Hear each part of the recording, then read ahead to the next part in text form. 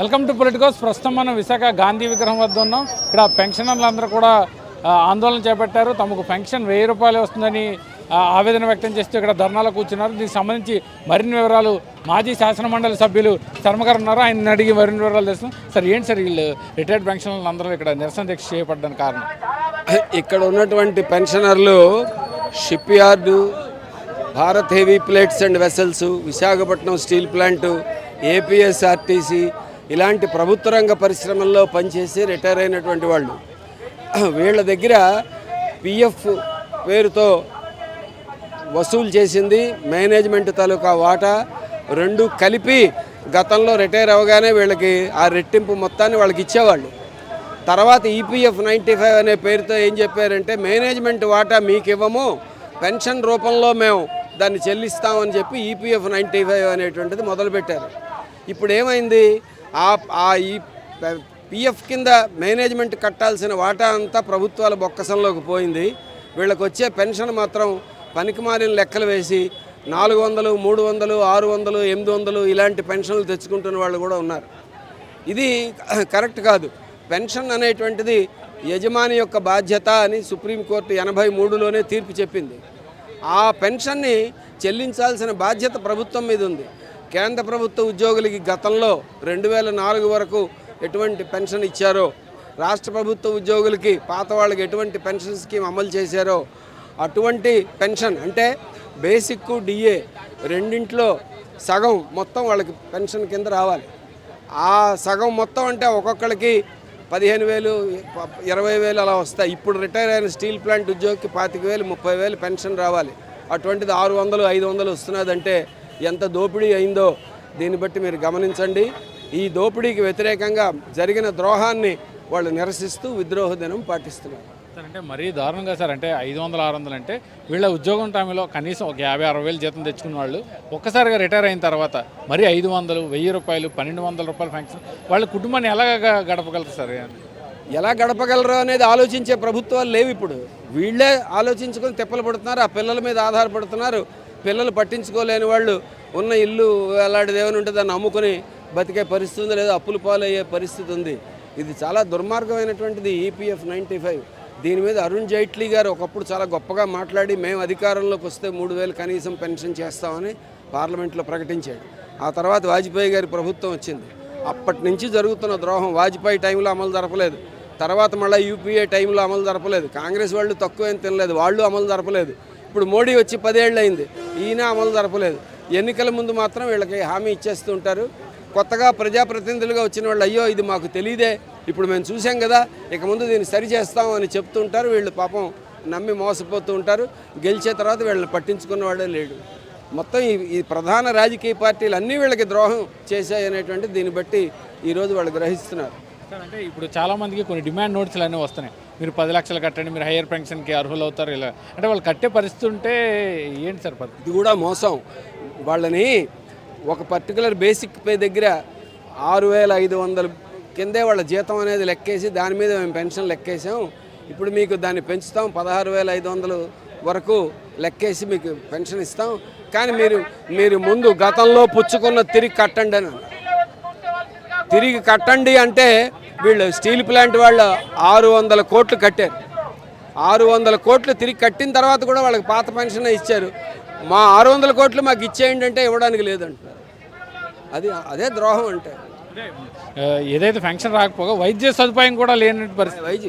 మీరు public sector కాబట్టి మీకు తెల్ల కార్డు లేదు, మీరు పబ్లిక్ సెక్టార్ కాబట్టి మీకు ఆరోగ్యశ్రీ రాదు.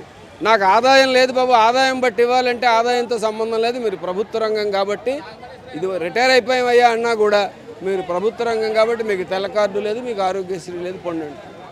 అంటే ఫైనల్గా వీళ్ళ సమస్య పరిష్కారానికి ఎటువంటి పోరాటం అవసరం అంటారు? అంటే దీన్ని కొలిక్కి తీసుకురావడానికి ప్రభుత్వాలు ఎటువంటి చర్యలు తీసుకోవాలంటారు? ఈ ప్రభుత్వాలు వాటి విధానాలనైనా మార్చుకోవాలి. ఇప్పుడు అనుసరించే విధానాలు తాలూకా సారాంశం ఏమిటంటే పెన్షన్ని ఎవడి పెన్షన్ వాడు కొనుక్కోవాలి అనేది. ఎవడి పెన్షన్ వాడు కొనుక్కోవాలి అంటే యజమానికి ఏ బాధ్యత లేదు అని. ఈ విధానం వల్ల ఇదంతా వచ్చింది. పెన్షన్ యజమాని బాధ్యత. బతికున్నంతకాలం ఆరోగ్యంగా వయసులో ఉన్నప్పుడు వాడి చేత పని చేయించుకున్నారు. వయసు మీరిపోయిన తర్వాత వాడి పోషణ బాధ్యత యజమానిది అనేది గతం కాలంలో ఉన్న స్ఫూర్తి. సుప్రీంకోర్టు గతంలో ఇచ్చిన తీర్పు కూడా అదే. ఆ స్ఫూర్తి తిరిగి రావాలంటే ఇప్పుడున్న అనుసరించే ఈ కార్పొరేట్ అనుకూల విధానాలు మొత్తం మారాలి. ఆ విధానాల బరిలో ఉన్నటువంటి రాజకీయ పార్టీలు ఏవి ఈ పని చేయవు. వాళ్ళందరూ కార్పొరేట్ల బూట్లు నాకే పనిలోనే ఉన్నారు.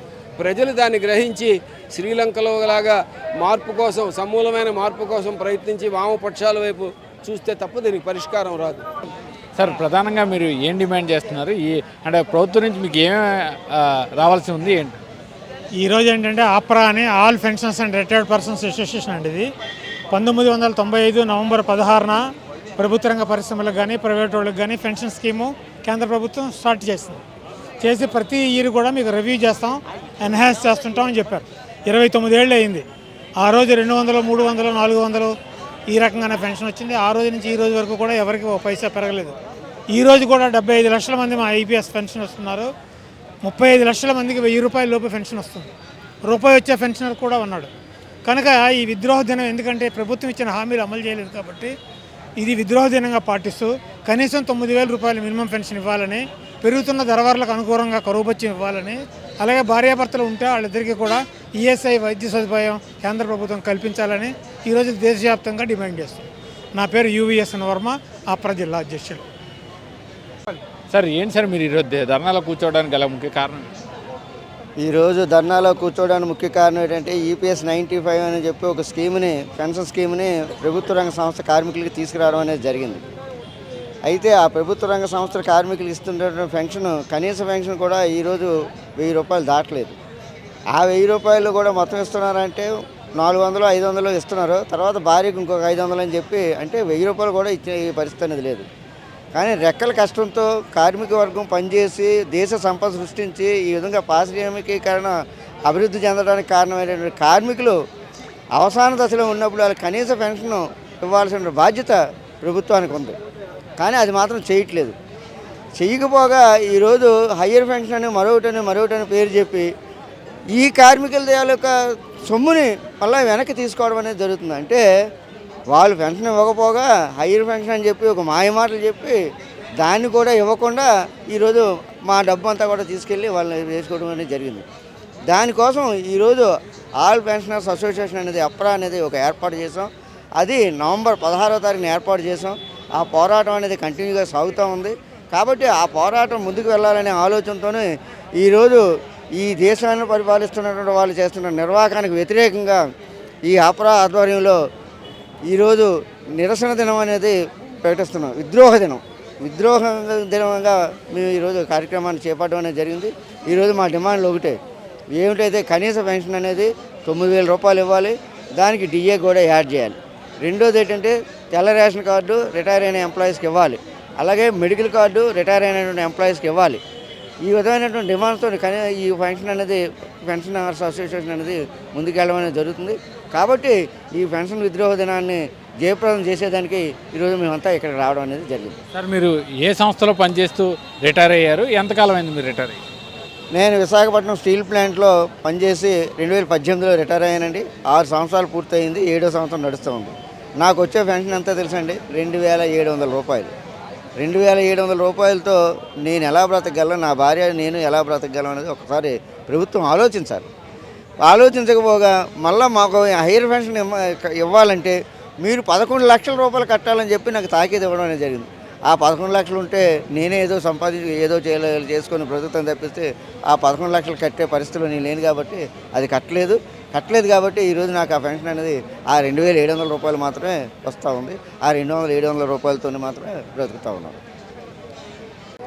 ఏదైతే ఈపీఎఫ్ 95 ఉందో దాని ద్వారా తాము తీవ్రంగా నష్టపోతున్నామని, దీనిలో లక్షల మంది పెన్షనర్లు ఈ కారణంగా ఉచిత వైద్య సదుపాయం కూడా పొందలేకపోతున్నామని ఈ పెన్షనర్స్ అంతా ఆందోళన వ్యక్తం చేస్తున్నారు. తక్షణమే కేంద్ర రాష్ట్ర ప్రభుత్వాలు తమపై దృష్టి సారించి తమ సమస్యను పరిష్కరించి తమకు నెలకు 9,000 పెన్షన్ వచ్చేలా చర్యలు తీసుకోవాలని వీరంతా కోరుతున్నారు. కెమెరామెన్ ముఖేష్తో కిరణ్, పొలిటికోస్, విశాఖ నుంచి.